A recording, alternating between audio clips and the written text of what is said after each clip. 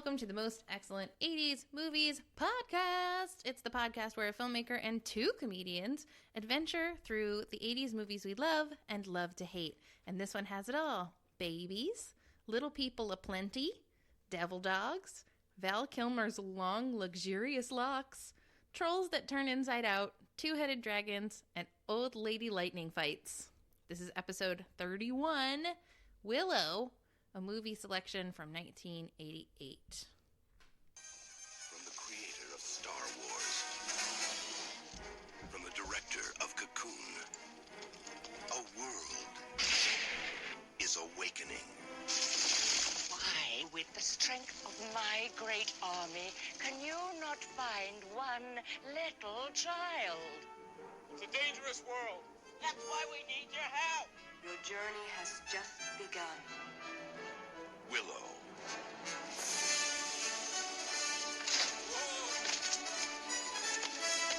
Heroes come in all sizes. But adventure doesn't come any bigger than this. Find the child. Find the child. We are not afraid of you. After them! You're gonna get us killed.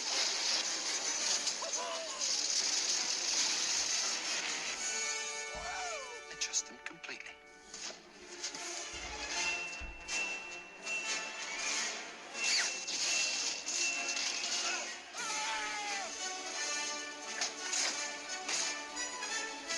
The next great adventure. You are great. Willow. Coming in May. Can I confess something right away? Mm-hmm. You know the line, your mother was a hamster and your father smelled of elderberries. Yeah, from Monty Python and the Quest for the Holy Grail. 100% thought that line came from Willow somewhere. Because there is a line in Willow where something similar is said. But I remember watching Holy Grail with the kids the other day, and the line was dropped, and it's like, wait a minute. They stole that from Willow. But you also watched Willow. Those time bandits. You also watched Willow with the kids. I did watch Willow with the kids. Did they like it? No. No. All right. Well, that voice you're hearing, that third voice that you haven't heard before, that is our guest for this episode. That's Dorian Lenz. Hello. Also director of National Comedy Theater, improviser, and what have you. What else have you? I don't know. I think you said it. And husband to Chrissy. Oh, right. That's the other thing. We are not brother and sister. And, of course, Nathan Blackwell is here. Hello, everyone. Hello, Nathan Blackwell. He's even wearing a Phoenix Film Festival t-shirt, so you know he's a legit filmmaker. Guys, I'm taking this seriously. And I'm Chrissy Lenz, also director of NCT. All right. Willow. Yes. Was this a movie you guys liked as kids? I remember loving this movie. I remember loving this movie, too, and then never watching it again for 20 years. Yeah. That's kind of the pattern. Yeah. No, but I did have highly preconceived notions of this movie being great. But I guess you're right. I never saw weird. it again. And that's the thing. It's like watching it is totally enjoyable, but it's not quite as sticky or not quite as deep as, the things that it was unfairly or fairly compared to, which is from the creator of Star Wars. Right. You're like, ooh, from the director of Cocoon. I got a lot to live up to right away. Yeah. Well, and it's not that it's not trying. I mean, I think it's really swinging for the fences. Yeah, and it's got a lot of good world building. And there was not a lot of fantasy movies, in the 80s or even in the 90s, Well, there's Krull, there's Willow, there's Legend with Tom Cruise, and there's Labyrinth. Really kind of low rent. Yeah, super low rent. Usually foreign productions, and then like George Lucas, who did Star Wars. A lot of people considered to be a adaptation of fantasy. Now actually doing fantasy. You know, there was a lot of expectations on it. I never liked this movie. I always found it too gross. It is kind of gross in some ways. There's just too many gross things, and the way I feel about Val Kilmer is troubling to me. So we'll talk about that. Please when we get to it. expand. It is kind of an entertaining movie, but there are some layers and some questionable things, like the hero like pouring like a giant cauldron of boiling oil on people. Yeah. Yeah. And it makes it feel real, but there's a lot of racial slurs. Oh, a lot. There is disharmony among the different creatures of this world. All right, so we're just gonna go. Let's just get chronological. And there's a lot of good.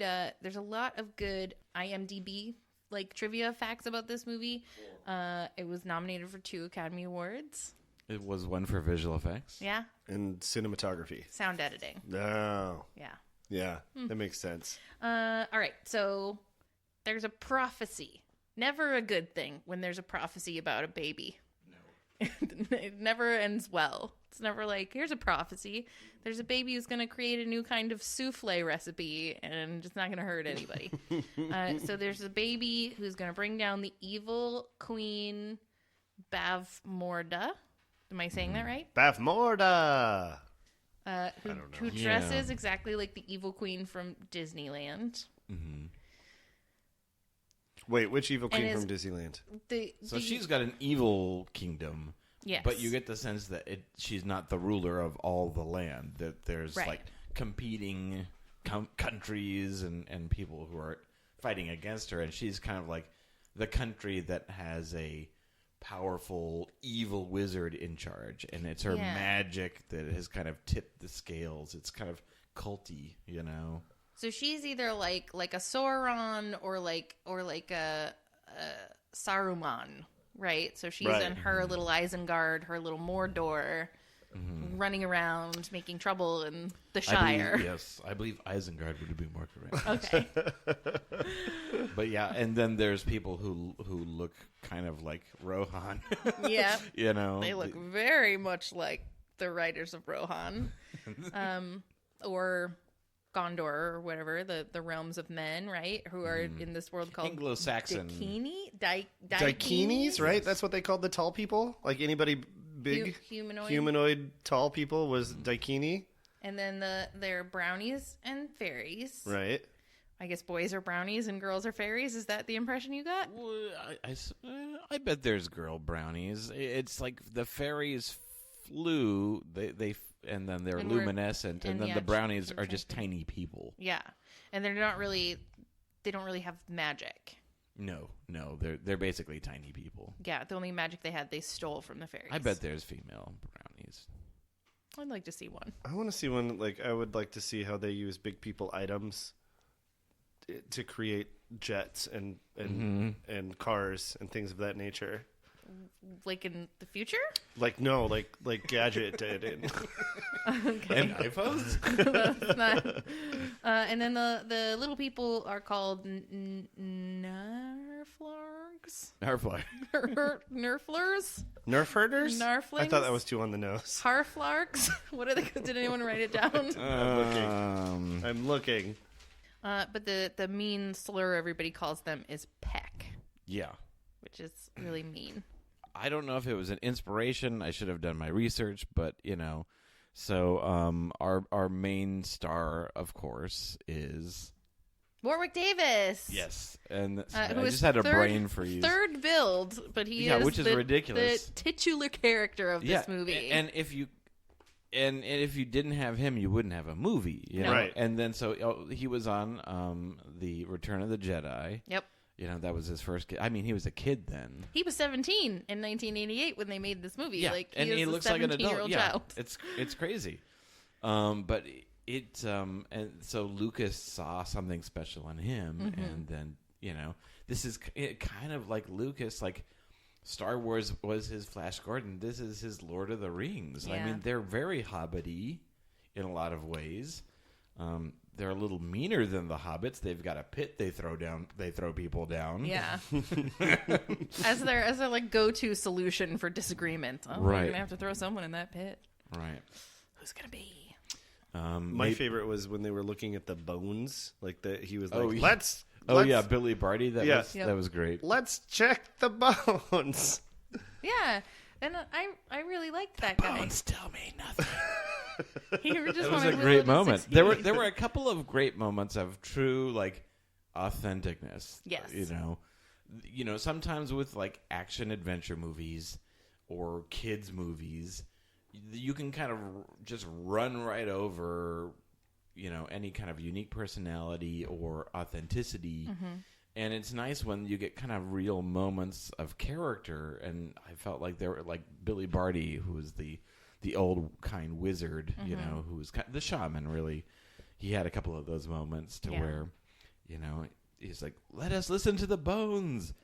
And then he says to Willow, the bones tell me nothing. Right. Do you have any love for this child? Like, that was a good moment. And, It was. And then Willow confesses he does. And then, the bones have spoken, you know.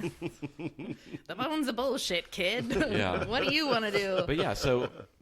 But that sort of ties into his theme where he's like, the question he asks when he's going to decide if he's going to choose an apprentice is which finger holds the power to change the world, right? And he's holding out his own fingers. Right. And, of course, what he wants is for Willow to choose his own finger. So this is like that same thing echoed back, which is like, you have the power to change the world. Your choices, it's not the magic. It comes from within you. You might even Willow. say he has some kind of magic force that flows through him, binds everything together.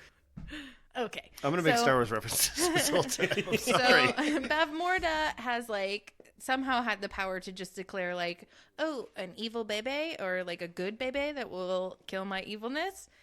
Get every pregnant woman, just round them up, put them in a cage. There's like 6 of them. Baby inspections, please. Yes. And then Where's the baby inspection department? they're having the baby. So that she has the baby and they're like, does it have the thingy on its arm? Yep. Oh, good. Like, I bet I'm it glad was. we didn't have to wait too long. I bet you it's not all pregnant women. I bet it was like the baby was supposed to come at a certain time, and so it's like, well, these ladies are due around.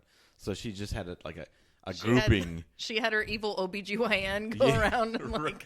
There was an evil expectation of like what was the birth range of when the baby was supposed to arrive. Yes. So they find the baby. They're Because like... logistically, I mean, it's a whole kingdom. That would just be crazy. Well, then, and that's assuming that it's every Daikini woman in her, like, if in Isengard, right? But she would also have to go to Rohan and Gondor, and I'm just gonna make nothing but Lord of the Rings references. You make Lord of the Rings references. I'll do Star Wars. Okay. There's definitely some Bible references in here. Nathan, you want to do Harry Potter? I don't know. I'll feel it out.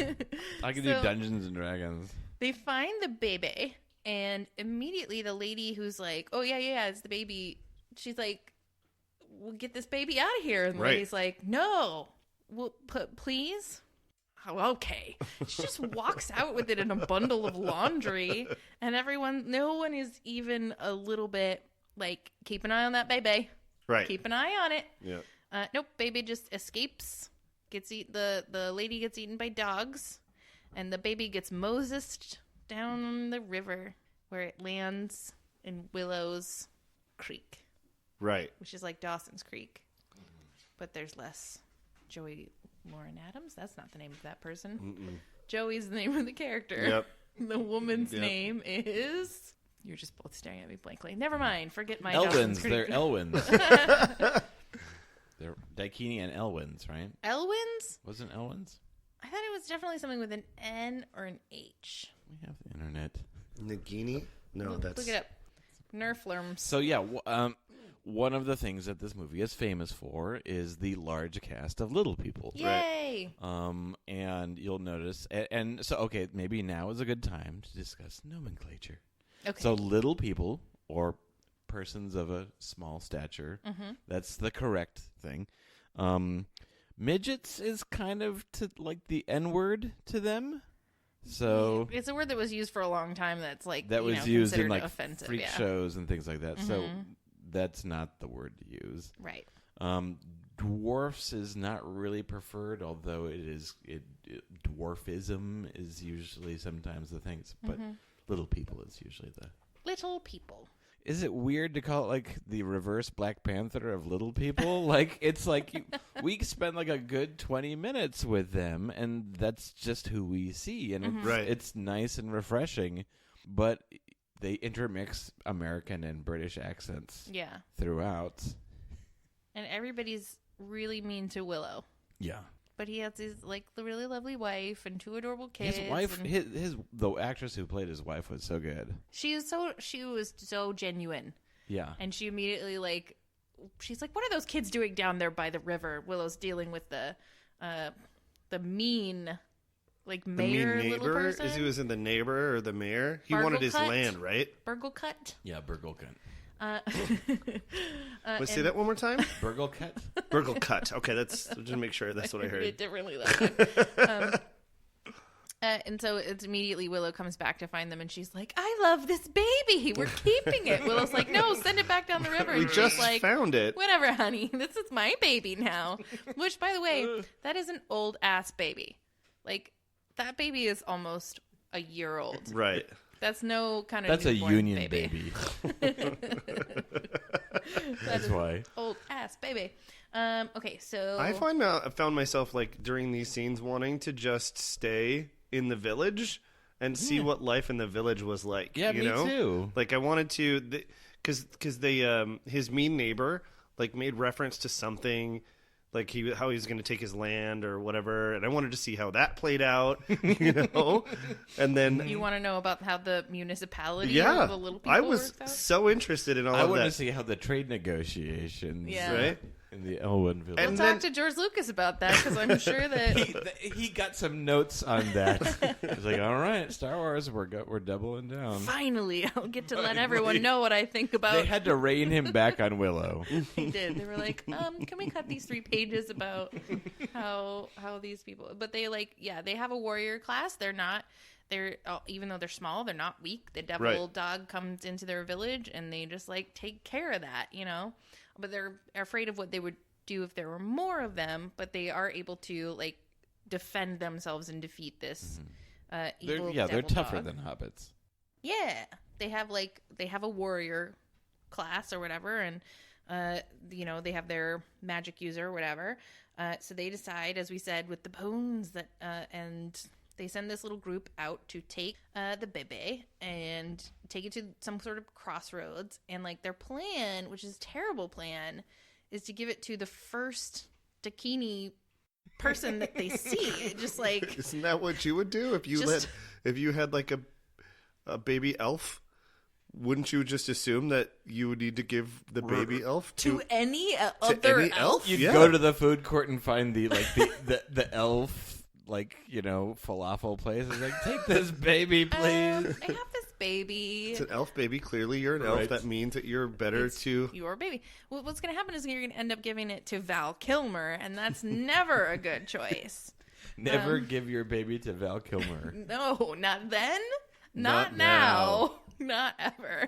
So they get to this crossroads or whatever, and they're just going to wait. They're just going to wait for a Dakini person to come by who seems like they would take this baby, and the only reason they don't give it to Val Kilmer is because he's in a cage. Yeah, he's in a crow's cage. He's been left to die. Also, can we just say that Mad Mardigan is probably one of the coolest names ever in cinematic history? So I always assumed It's 2 names. that it was Mad. a descriptor of him. Mad. His name was Oh, Mardigan, and right. if he had been a tax accountant, he would have been Thrifty Mardigan. But because he is who he is, they call Right. him Mad Mardigan. No, that's a No. whole name. That's Watching it with the closed caption reveals his name is Mad Mardigan. Mardigan. Yeah, Mad Mardigan Smith. I didn't watch it with closed captions. This is news to me. That's Yes. exciting.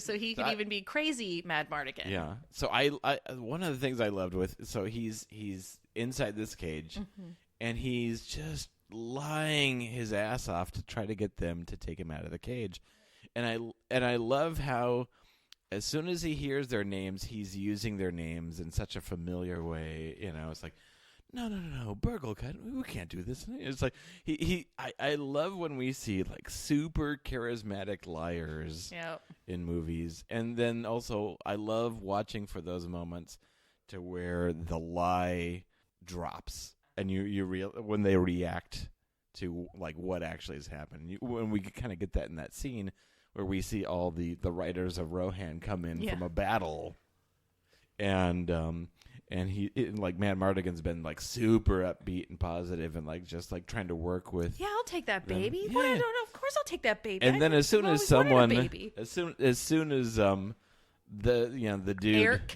Eric insults him and to him, and then he basically Mad Mardigan threatens him. It's like, I'm gonna stick your head on a pig ball. And he just totally loses his cool, and like the whole liar charisma stuff is out the window. Yeah. Oh, he is a manipulator. And there is apparently some like huge backstory. There are novels, so of course, George Lucas is like, no, this is going to be a 12 movie thing, and I have all this story to tell. So there are books. Really? There are 3 more books that continue after the story of Willow that tell more of the story, and there's like, I guess, some really deep Tolkien-esque history about like what happened between Mad Mardigan and Eric, and like how Mad Mardigan was part of that army and was loyal to some sort of thing, and of course like dicked everybody over and just scampered off, and that's the I just love the idea that George Lucas has got this Star Wars money that he just doesn't know how to use, so he's just ordering more Willow novels. Like people are writing Star Wars like expanded universe stuff for free. Yeah. You know, and then he's just got to order and buy them like for his birthday. He's gonna get a new Willow book. I'll have more Willow, please. But they do finally just like half of the group goes home because they're like, we found this guy, give him the baby, we're going home. Our now. job is done. We found the first human. There it is. Bye-bye. Give him up. But Willow and his one little bud stay, and then but finally they're like, okay, we'll just give it to this guy. Seems fine. Right. He seems to His be up and buddy Samwise Megosh. Yes. up. So they give the baby to Mad Mardigan. He goes off. They go off. They're all excited that they're going to get medals, which apparently George Lucas thinks getting a medal is a big He does. deal. Unless you're a Chewbacca, then you don't get a medal. Wait a minute. Is Mad Mardigan the Smeagol of this story? I don't know. I think he is. So, okay. So then, like, immediately Willow's like, shoot. We shouldn't have given that baby. He's not going to be a good dad. No. They run off to find him. Sure enough, as they're walking through the woods, the brownie comes flying by. Mm-hmm. I stole a baby! It's Kevin Pollak. And friend. Kevin Pollak, the greatest of all brownies. And then seasoned comedian whose name I've never known. Who's but in he's everything. worked harder on the entertainment business than I have. He's in everything. I was looking at brownie in folklore, and it's a real thing. It's a Scottish... It's a real thing from actual folklore. It's not like a made-up It's thing. not real, though. No, they're real. Look, I see a picture on the No, but internet. sweetie, that's Kevin Pollak. He's an actor. They kind of the brownies are kind of that annoying Disney staple of like the two little The adorable comic relief sidekicks. But I did find them both cute and funny. I mission liked accomplished. Them. I liked them. And there were times when I found myself very bored of the other characters. but like half of their lines are like, "That's gotta hurt." Yeah. And Oh, no. They're the Jar Jar Super Binks mugging. of this Yeah. world. Yeah. mugging and So they take Willow and the baby to the fairy queen, who gives them a gross wand and is like, "Take it here, do this, go there. You're off on your quest." We're a lot into the movie. yeah. And this there's at least two times to where we shall now walk a great distance, and then they dissolve to where it's like, oh, they were in forest, and now they're in snow. Yeah. Like that happened twice, and every time that happens, it's like, I think it's like, man, they must have burnt so many calories. Yeah. Good for them. That, or maybe their biomes are just very small. Right. Could be. I think my kids didn't have any problem with that because of their Minecraft playing. Like, what? Snow starts here, it stops here, and then goes sand. It's fine. Well, it's that way in Krull, too, though. It's Yeah. like, oh, look over there, a snowy mountain. That's where we're going. So he sets off. They, by chance, run into Mad Mardigan being a scoundrel and a scallywag, cross-dressing. And so meanwhile, while all this is happening, Evil Queen Bavmorbar has sent her two lieutenants, General Kale, which we can all agree, Kale is disgusting, who wears a skull face mask, and her daughter, Sorsha. And these are her top two go-to people. She tells her seer, the seer's like, I don't know, the bones I'm looking at say she's going to betray you. And Bavmorda's like, no, silence, I shan't hear I it. see a troublesome bone in your future. Do you think that bones tell different stories depending on the different kinds of bones? Because they're always small bones. It's not like they're like, Well, you can't carry a femur in a let's pouch. see what the cow bones say. Clunk, clunk, clunk, clunk. Get the bone wheelbarrow. That's for longer term predictions.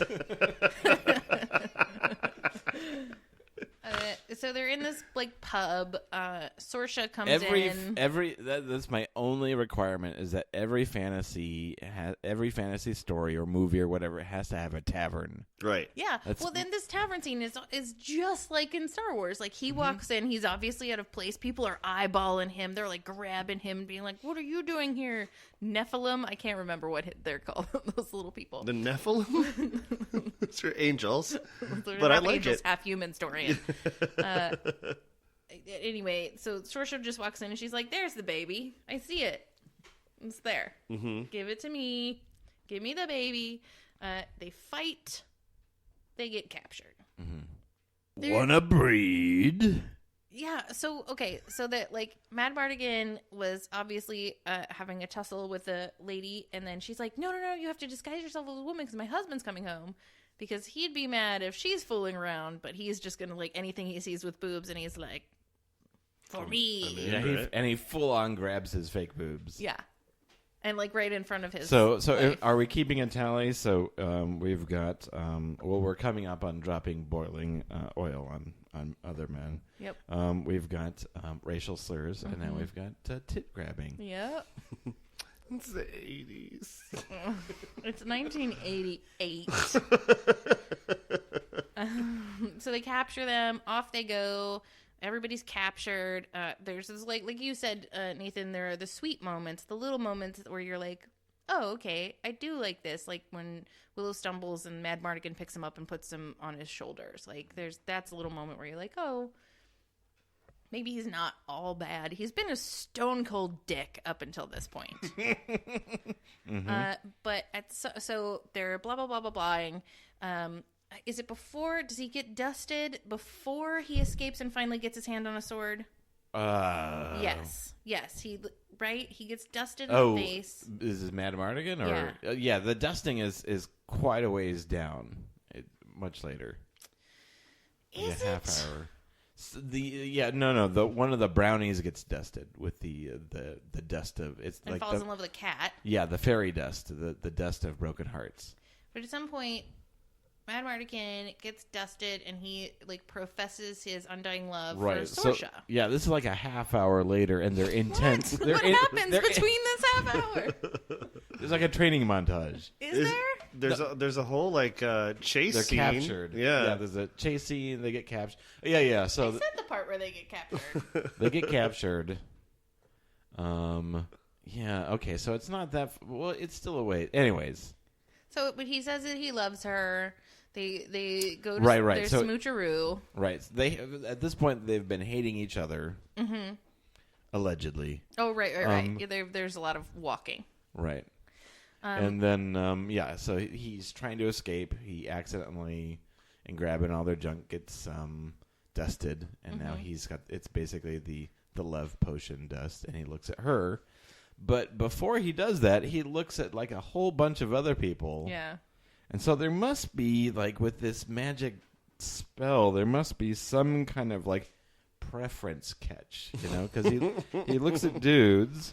He looks at like, kids. He looks at a baby, and it's like the third thing that he sees, which is a woman. So there must be some sort of like built-in preference. A filter. You can set the filter. Right. Yeah. He did when he first sees her. He says that she's beautiful, and then Right. he starts to hate her. So it's not too long after this that he finally gets his hand on a sword, and he's been saying he's this mighty swordsman. Right. And we finally get that shirt open. How long do we have to wait to get that shirt open? 2/3 of the movie. And he's like flipping and jumping and doing his thing, and he's like hitting things with the sword. And Willow's like, "You are great. Oh, huzzah! You are a brilliant swordsman. Get that shirt open. Show us all the work you've done on your I pectorals." think Chrissy's projecting. I'm not. That's in the movie. That was the exact closed captioning. But he does fall down a lot. And So they bobsled their way they to his, bobsled. and I love them. So That's like you the have to epic admit- scene of the movie. Like that's like the classic. one of the trailer moments, Yeah, of yeah. them bobsledding on a shield. So Mad Mardigan falls off. Willow goes off on his own on the shield. I do remember that moment when Mad Mardigan comes down the Oh mountain. yeah, exactly. So you have to love that moment where an enormous snowball of Mad With Mardigan arms and legs. comes rolling it's after. a cylinder. It's so ridiculous that I really enjoy it. It is like a Warner Brothers cartoon for a Right. moment, because as soon as he hits the door, Mad Mardigan pops out of the snow. all right. But they've met the witch who starts as a raccoon, and then Oh right, so there's a good witch, Finn Yes. Rizal. and she's Willow been has the transformed. gross wand, and every time he tries to use the wand, disgusting things happen that like make my teeth hurt. Like when he turns her from a raccoon into a crow, like at first she becomes like a bubbling mass. Like, Yeah. like You when didn't like that? Gizmo starts Right. spewing other gremlins. Like it's disgusting. And then later he turns her from a bird into like all the different.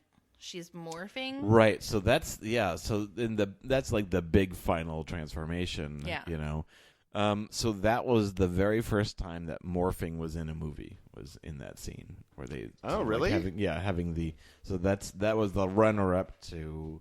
Oh, we can do Terminator 2000 or 1000. That's cool. I didn't know Really, that. it just Yeah. made me think of the Michael Jackson video. I know I did It read. don't matter if you're black or white.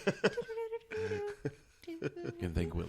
Yeah. I do remember reading somewhere that George Lucas literally said that he waited several years to make this movie so that the tech was right, like the technology. I wonder if that was what he was talking about, like the special effects. So that the special effects were in a right place.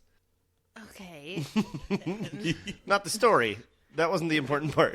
No, but like even special That they- effects wise, down the road we get some like claymation almost in those. Oh yeah, the butthole big beast. dragons. Yeah. Little dragon. I think it's called Go Motion for being technical, Okay. but yes. You're the one who gets to be technical. I get to Right. call them butthole dragons.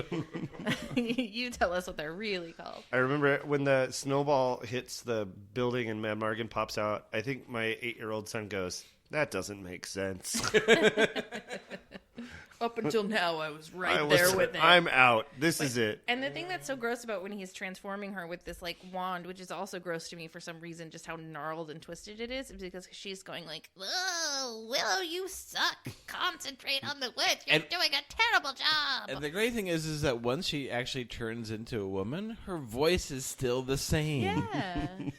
She Which is just why- has a really high pitched voice. She's when she comes out of when she becomes a woman again, she is an old woman, and apparently she's been a possum so long she didn't know that she had aged because she still was She's been expecting aging to be young and beautiful. Bav Morda doesn't seem. She seems old, but maybe not that old. I think she's been aged because she's been living like possum years. Living that possum life, Ugh. eating those grubs. Higher metabolism. Okay, so But anyway, so the love story aspect of it sort of unfolds a bit later when... So she's kind of Twitter painted by him. Twitter painted? Yeah. Oh, that's cute. Having, professed his love for her. She's Yeah. like, I hate you, but tell me more about my hair, Yeah. So they let her capture her. She comes to try and catch them back, and they catch her, and so she's riding on the horse with Val Kilmer, and they hate each other again, right? And he's like, get your hair out of my face. And she's like, you told me that you lived in darkness without me. What was that all about? And he's like, I don't remember saying that, lady. I was high Yeah, basically. on pixie dust. But she, immediately is into him. Right. Yeah, which is troublesome. It is. But but I have a theory on, because it's like a lot of fantasy movies kind of have this, to where there's true love and things like that. I think that this is my theory, is that in romance in the Middle Ages, there's just not a lot of normal dating going on. Yeah. And so even the adults are basically like teenagers. Like, they still are not at their second boyfriend stage. Yeah. It's always kind of like, what does he really think of me? Or and the same thing with the dudes. They just don't know how to process and Right. But you also have to keep in mind that they don't have a lot of time. right. They also don't They have a lot probably of have a life plague. expectancy of 30, 35. It's You who get the else did she plague. know? Kale? She's looking around this one's got all his teeth, and now that I see he's popped that shirt open, Yeah. let's So- do this. So really, So it's making a lot more sense to me. There's not a lot of swiping left, Tinder style, in the Middle Ages. Not a lot of options. No. No, you throw the bones. Probably every and dude- see if it tells you to. Yeah, probably, and ahead then and bone. probably every dude in the castle works for her mom. Yeah, and they're all sort of gross, Steve. Darling, take why that don't you? job? General Kale keeps asking about you. I can't. Mom, Take him he's to the- 60. I'm 16. Are you bringing anyone to the Christmas party? Do you think they celebrate Christmas? My executioner has a That would be- grandson. That would be so hilarious. It's just all so exotic, It's like, oh no, the Harvest Festival is coming. Oh, I can't wait for Christmas. Yay! When Bav Morda takes a 2-hour break from murdering everyone. But they do fall in love. And so, I always found that, really problematic and not lovable because, I don't know. I don't know if it was just missing for me or if you guys found it missing too, but, I didn't get the sense that, Sorsha, why did she want to be, one of the guys? Why did she flip from bad guy to so good guy? fast? Yeah. She flipped so fast, and it's why wasn't she a princess who was learning the sorcerer ways? I don't think they explained to me, and I didn't really feel like she had some sort of thirst to prove herself. There wasn't it didn't seem competitive to me between her and Kale. She wasn't I've got to get there before Kale does. As soon as she get there, she's oh, call Kale. Yeah, what we were missing was a moment of hesitation or dipping her foot into being a good guy earlier on when there were before all this, having trepidation about the baby, asking a question in front of her mom, saying, well, do we need to really do so and so? Having some doubt. point of doubt. Yeah. That's just not about. I didn't. But then also having the moment of the mom being well, Sorsha, if you let me down, blah, blah, blah, blah, blah. I felt like there was more to that story that we weren't being told. Yeah. No. I think I felt. It's in the first book. Right. I just have to go back to the I reading. felt that way with a lot of the script in general. It seemed a little on the surface. I think you said that at the beginning, at the top, is that everybody's choices were very simple, broad, or Yeah. Well, and it's also true of Mad Mardigan. I get it. He's this, the Han Solo type scoundrel who's chaotic neutral. Basically, he's out for himself, and whatever's he's gonna do what's best for him. But sometimes he'll make a good choice, and so we're all just supposed to be no, I like that sexy bad boy. I'm gonna change him. He's gonna make good choices for me and my little red-haired baby that's only 2 days old. It's all part of George Lucas's plan. It is. That's the sort of thing. Is these strong women who fall in love with these unreliable scoundrels. And then there's like the little Luke Skywalker character who's just like, hi, I'm also here. You know, I thought it was smart that, you know, Willow had his love at home that he, you know, wanted to get home to, and that was his story. But yeah, like, I don't know. I always found Mad Mardigan, I don't know, problematic in a way that I don't find Han Solo problematic. Well, you get to see all of Han Solo's, you know, you get to see his arc. That's the problem, is that you don't see Mad Mardigan's arc. There's too much action. Oh, I can't believe I'm saying that. This movie lacks on depth. Like, yeah, it's Val Kilmer has that thing where he just, like, his essence, like, if you could see his aura, it's like telling you that he's, like, deep down in his heart, he's a dick. See, I don't know if he's got this. Yeah, the bones are telling me, no, this is a bad dude. All like, the charisma is radiating so strong that you know it just wafts off of him, and it just goes, Kilmer. Well, and I like Val Kilmer, like, he's, as an actor, he's Iceman. He's Doc Holliday. Yeah. You know, he is those. I mean, I guess technically he's Batman. I'm not sure. You know, a Real Genius is one of my favorites. He is a Batman. Yeah. But you can just tell, like, he's a douche. You know, like, he's not nice. Anyway, so I don't know. That's what I have to say about the love story. But in the end, it was a real life love story too, because Val Kilmer and Joanne Whaley got married. What? In 1988. So they got married the year that this movie came out. They have 2 kids together. And they got divorced in the 1989 early 90s, but she left her career for a long time. Yeah. To, like, essentially raise their kids, and then it didn't work out. I had no idea. Interesting. Yeah. Very interesting. And you can watch her as Sister Maggie in the last season of Daredevil. That was cool. Oh. Yes. I was like, wait, where do I know her? Why does it seem like she should be wearing a helmet? I don't know. Saoirse wears Moving a helmet. All right, so they get to Beth Morda's castle. Right, so they've rounded up some dudes. Yes, Eric, the writers of Rohan, come to their rescue. And I love Eric because, like, he shows up to help everybody, but he's so eager to give up. Like, they're all sort of sitting around the fire, like, making a plan. And this happens several times. So, like, sitting around making a plan. And Eric's like, well, this is not going to work. We're going to go. Everybody get up. It's time to go. And then like, Mad Mardigan will be like, well, wait, Eric, but what about this? And he's like, all right, fine. We're in. Everybody sit down. How are we going to do this? Well, we don't know how we're going to do that. All right, we're getting out of here. Everybody up. Unsign that contract. And then Willow's like, but wait, maybe we have an idea. No, all right, everybody sit down. Like, he was just so eager to give up. But they get to Beth Morda's castle. She turns them all into pigs. Yeah, so that's which is also fucking gross. It is. It's a super gross sequence. So you've all the dudes there's like these half pig people coming out, and there's various stages of them and turning into pigs and things like that. Do you think that like medically speaking, why did some of them turn slower than others?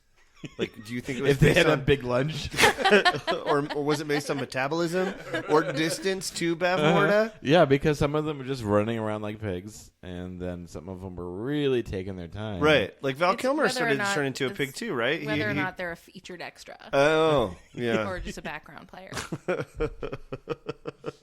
You're right, but that was a gross. It was gross. It was an awesome, gross visual effect. Right. I loved it. It really reminded me of Krull. Like that part where the guy deflates. Oh, gee. Yeah.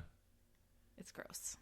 Yeah, kids need to see more gross stuff, I think. A little trauma is good for them. Like, we survived, didn't we? No, it was good. And we can pick out, I mean, what we can't do is go, look at that crappy CGI. Right. It's not. It doesn't, it's awesome and gross. And so this is when Willow transforms Finn Rizal from the many creatures, the morphing, and then into the old woman. Yep. And then she is the one who transforms all the pigs back into people. I like that. I like to think that there was like a deleted scene where she's getting ready to perform the spell, and she's like, "Brace yourself, Willow. There's about to be hundreds of naked dudes." I love it.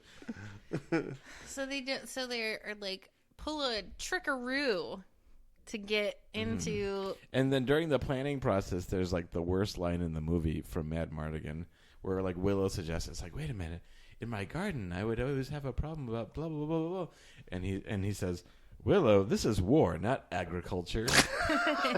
And he says it so straight, it makes me believe like George Lucas was there. It's like, no, let's try it again. Because it honestly, like, it seems like Val Kilmer is just he is having a ball with this part. This is he's doing great, you know.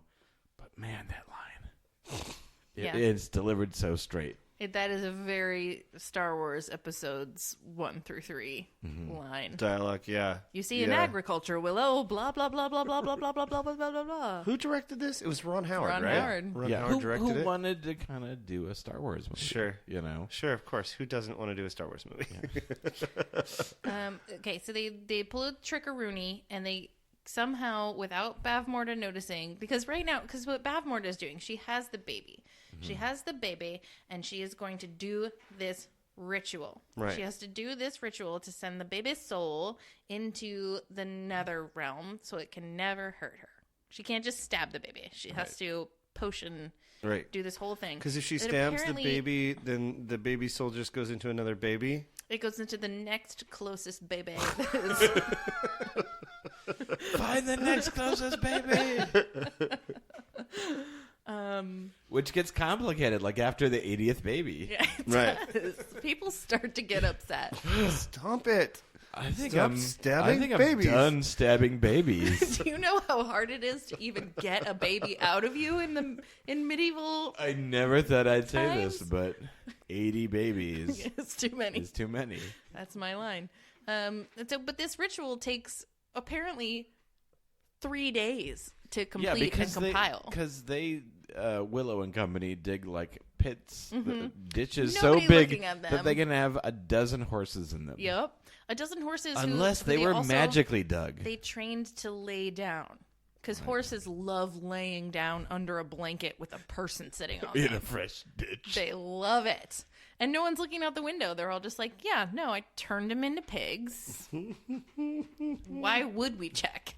I don't know about Morta. It seems like they're digging pits and training their horses to lay down. I'm sure it's fine. Let me concentrate on my... Did we miss a big sequence? What is this? Did we? What did we miss? With the two-headed dragon. Did we miss that? Oh, or is no, that that's coming next. Because they get inside the castle. So their whole ruse is like, hey, it's just an old lady in Willow. Bet you can't get us. Open the gate. Send out many horses.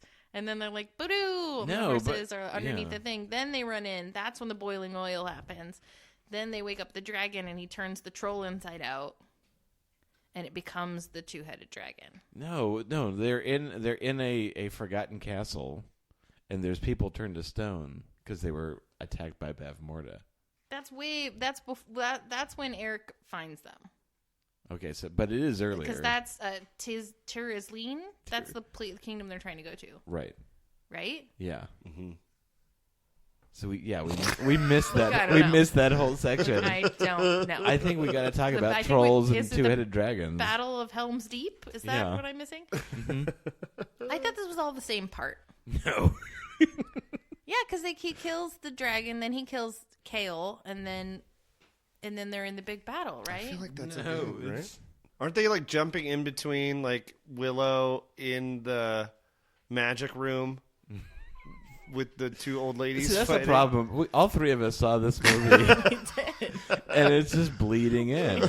No, so they think they're gonna go to the magic castle and they're gonna get help from these people, and the castle's been basically taken over by Bavmorda. Okay. Everyone's turned to stone. This is where we see the trolls and the big dragons. Okay, I think but Willow creates the dragon because he has the wand and he tries to magic the troll, and the troll turns inside out, complete with its skin ripping apart. Yeah. It turns into a pulsating ball of goo, and then the two heads of the butthole dragon emerge from it. Yes. Okay, and then they fight the dragon. Right. And then, so then what happens? Where do they go after that? Doesn't matter Where do they because get to Bab Morda? the horses are coming out of the ditches. Okay. So the two old ladies are having a lightning fight. Very Star Warsian, because you can tell that like Bavmorda using her magic in this ritual has aged her. Mm-hmm. Yeah. Also, this Emperor Palpatine style. there's a moment, and as Chrissy has mentioned, that she doesn't like pulsating goo balls that turn into other things. Or large buttholes that I try to attack you. have a real problem with any character that is laying like splayed out on the ground, like all the way out, like floating straight back up. I really dislike it. It Scares me. You're like, that's not gravity. I don't like it. And this has one of those moments in the movie where the girl goes like, she just stands, whoop. Bavmorda does. I believe it's either Bavmorda or Razel or whatever, the other old lady. Ra's al Ghul in the League of Razel Shadows. Ghul. One of the old ladies, like, and it happens in like Big Trouble in Little China. You know what I'm talking about, right? It's where it's like you're laying and they magic up to standing position Because knees are for non-magic users. Okay, well, also in the battle, like, Sorsha's like, Mother, no! And she's just, like, tries to fling her into a wall of spikes. Like, there was also a moment missing there of her being like, how could you betray me? Right. I thought they were going to reveal at some point that Sorsha was not her daughter, that Sorsha had been stolen, right? She was one of the other bebes that got stolen and she just couldn't bring herself to stab it? Baby Wave 1. Yeah. Baby 1.0, when the first Bebe prophecy was made that, like, they're going to have a Bebe who will be your daughter. Oh, okay. Steal all the Bebes. Yeah. Right. They definitely missed a moment where, like, the breaking of the bond between mom and daughter. Yeah, because, like, immediately she's like, no, I'm 100% good now. They, like, defeat the evil. They kill everybody with the boiling oil. No, refill the oil. Get some more guys underneath us. And then it's so effective. Let's keep using it. Let's keep boiling these That men would be alive. amazing, where they just keep forcing people down a tight corridor and then boil the next guys. Oh, it's so sad because like they're just following orders. They're just like the stormtroopers hanging out on the Death Star, like doing their blueprint work. They don't have any. It's not up to them. They don't want to kill the Bebe. They don't even know. I like how this wizard battle, it starts epic and then it ends with these two ladies like in the corner just punching the crap out of each other. Like just whacking each other in the face like in a corner. Yep. Fire, ice, you're old. No, you're old. Like that's punch. so the evil's defeated. And it was a really lackluster, like convenient death. Like she's because the way that they trick her, Willow, right, the great sorcerer, and that was kind of nice. Sleight of hand magician, right, does this trick that we see him try to do earlier in the movie, where he just swaps out the baby for a bundle of a rag of what for a he did a pig disappearing trick before. Yeah. And that's how Willow saves the day through Stage his magic. humble power of misdirection and sleight of hand. But then like Bavmorda like does the equivalent of like steps in a puddle of water and electrocutes herself. Yeah. Like it's so unceremonious. But that's kind of like what happens. Like she knocks over a magic dish. And now suddenly, the like, magic just is full of like a potion that she's been brewing for the last 18 hours that she needs. But they couldn't have like Willow My like Tide Pods. push her down a staircase or something brutal like that, Well, because he also like there's a weird moment where like she seemingly has defeated the nice old lady, and she's like, "Put the baby back on the altar," and Willow's like, at first he's like, "All right," and then he's like, "Wait a minute, no." And she's like, what do you mean, no? That almost worked. Yeah, like, help me out here. I can't. What if I say it like this? So evil is defeated, and like I don't know, it was confusing to me because like in the prophecy they say that if they go to Tyr's Lane that they'll be able to give baby Allura Dannon to a nice king and Dora the queen Explorer. who will raise her to be a benevolent ruler. Meanwhile, she has like adult thoughts inside her baby head because she can communicate with the fairies, right? Right? We didn't talk about that. She's like, I like Willow. I want him. We have not talked about like the 35 shots of the baby like emoting. Yeah. And doing some great acting. Some really top-notch baby acting. They're constantly cutting to the close-ups of this ginger baby just being like an adult trapped in a baby body. It's creepy. But at the end, like it's like Sorsha and Mad Mardigan are the good king and queen who are going to raise her. Is that the impression that you walked away with? Yeah. I was just amused by the thought that like every time like hair conditioner must be in such short supply, they only use it on like times of great celebration because you can always see like at the end of these movies suddenly like everyone is looking fantastic. Yeah. And you never saw anyone like that in the entire movie. So it must be for like king and queen, Right. like celebration events, like bringing out the hair conditioner. I know, like Mad Mardigan had some high maintenance hair. Yeah. He's gonna have to be combing through that. That's where they bring out the cow bones to. That's what they use them for. Yeah, that's what they use them for. It's condition hair. Okay, so on a scale of 1 pulsating inside out troll to 10 pulsating inside out trolls, Ooh. how would you rate? 10 is good. Yeah. 10 is the maximum. Oh, I would probably give this a 5 because my memory of this movie was much different. I was mad at myself for having such high expectations for this film. But also, you know, I mean, it's not bad. It just seems so surface, you know? That was my biggest problem with the entirety of the film. It's like, and then this happens, and then this happens, and then this happens, and it just doesn't feel like there's not really a lot of character growth, and the comedic bits were kind of ham-fisted because there wasn't. Well, there was that moment though where Mad Mardigan is having that confrontation with Eric, and he's like, "I thought you served no one, Mad Mardigan. I thought you serve only yourself and your beautiful, long, luxurious, straight black hair." And he says, "I serve the Nephilim," or whatever. We can't figure out what they're called. And it's like, "Oh, okay. Well, then we will too." Like, there's that nice moment. Sure. So I guess Boom. yeah. There are several nice moments in this movie, for sure. I mean, there are definitely some iconic things about it. Otherwise, It just I would've needed to never bake a little more. Yeah. You know, it's like there's good world building, there's good ideas. For me, it was in the script, probably in the script. I think so too. And I thought Ron Howard did. You want more municipality in the little village. Honestly, Just yes. saying. You wanted more Cimmerillion Yeah. No. No, I could have taken a full movie in in their village. Willowtown. Yeah. Let's learn more about that pit. Okay, Nathan, on a scale of 1 to 10. So I came into this evening fully expecting it to give a much better review. It's like after seeing the movie, it's like, yeah, it kind of holds up. And then just kind of going through everything tonight, it's like, oh boy.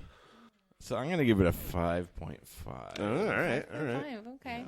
Yeah, I didn't not enjoy watching it, but I found myself thinking, God, this movie's really long. There's a whole like action sequence that we apparently we forgot. And I completely just... And it has trolls and Yeah, it was kind of a chore. Yeah. A little bit. In a way that the previous 2 movies we watched were not. But in terms of like holding up, I think it has held up for what it was. Oh, sure. I don't think it has changed much with time. I don't think so either. I think it's watchable. So I'll go one under you guys. I'll give it a 4.5 because I didn't like the gooey stuff. I don't like goo. I don't like pulsating. And I don't like butthole monsters. So okay.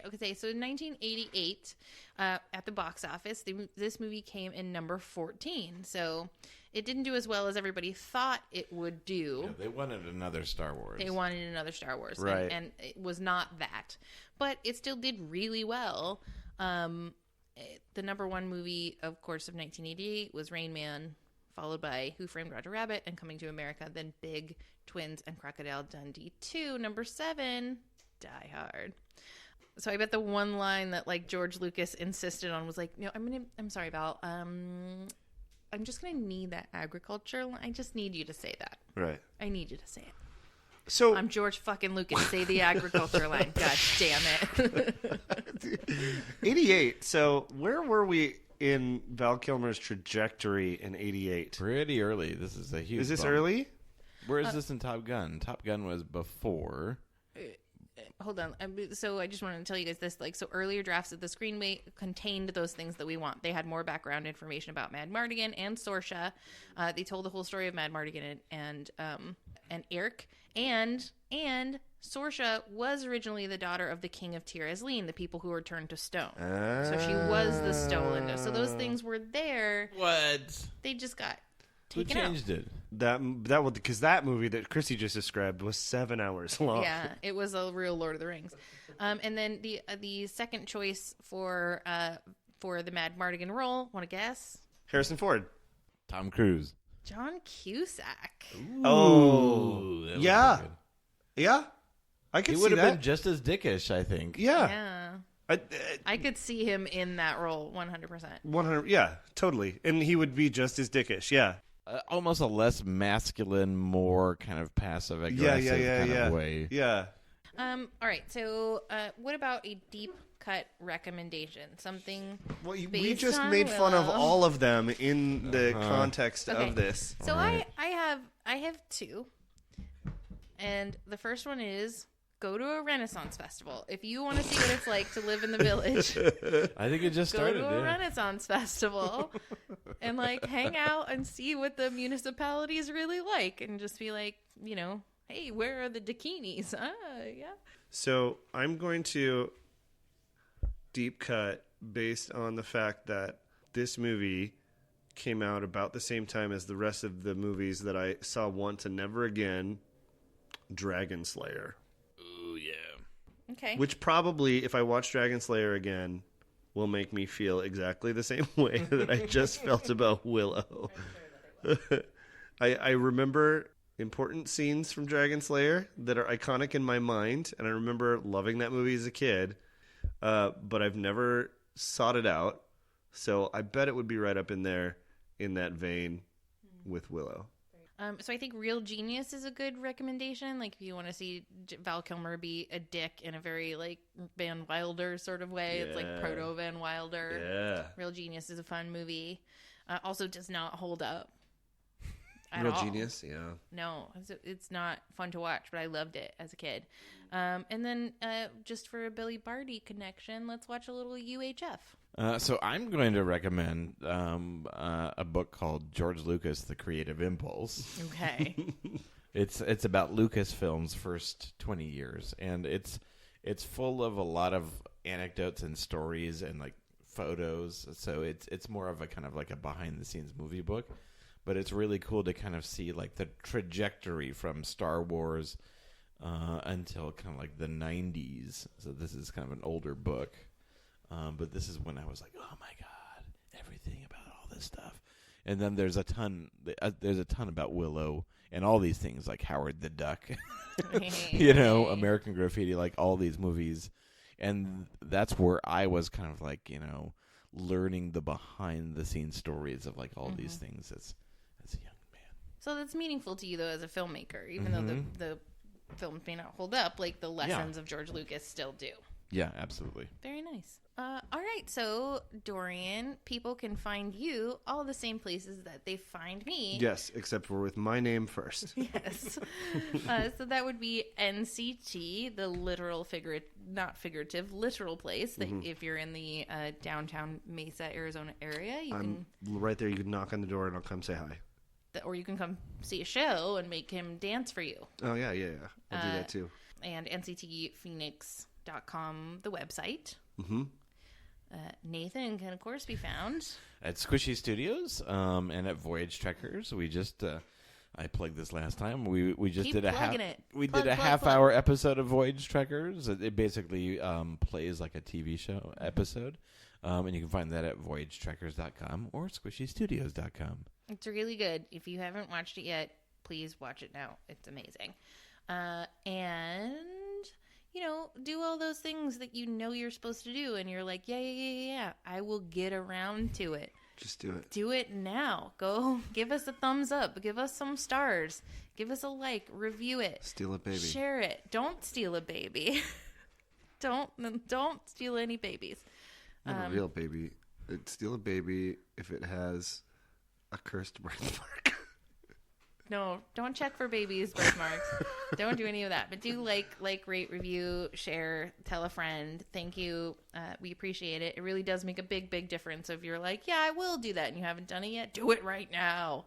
Or we'll steal your baby. And hang out with us next time in episode 32, and we're going to have Dorian back again. I'm excited. To watch Child's Play. Ooh, for the first time. Yeah, no, I've never seen it. First time for both I of you. feel like I've seen everything that there is to see about it without actually watching it, but I will watch it. Child's Play is, of course, the first Chucky the Doll slasher movie from the 80s, which I saw so much when I was like 12. Let's learn about why my psyche is broken in the next episode. All right. So, as always, thank you for listening, and keep the most excellent 80s movies podcast motto in mind. Be excellent to each other, and... I stole a baby! Willow, this is war, not agriculture. let's get that shirt open.